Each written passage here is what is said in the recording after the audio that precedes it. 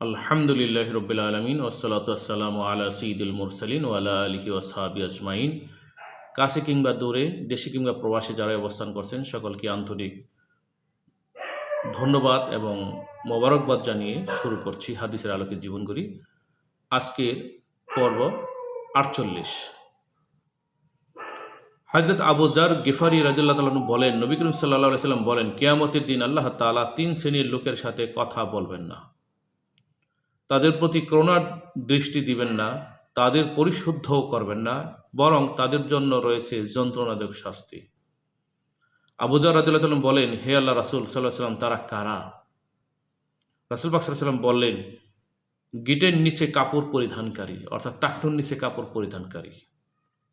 2, অনুগ্রহ করে প্রকাশকারী, মানে সোজা কথা খোঁটাদানকারী। 3, মিথ্যা কসমের মাধ্যমে মাল বিক্রয়কারী।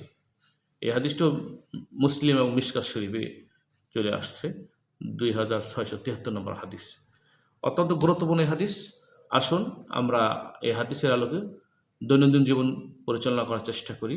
আমরা টাকনুর নিচে কাপড় না পরি এবং অনুগ্রহ করে কাউকে খোঁটা না দিই এবং মিথ্যা কথার মধ্যে মাল বিক্রি না করি। সৎ জীবনযাপন করে আখিরাতে মুক্তির নিশ্চয়তা অর্জন করি। আসসালামু আলাইকুম ওয়া রাহমাতুল্লাহি ওয়া বারাকাতুহু।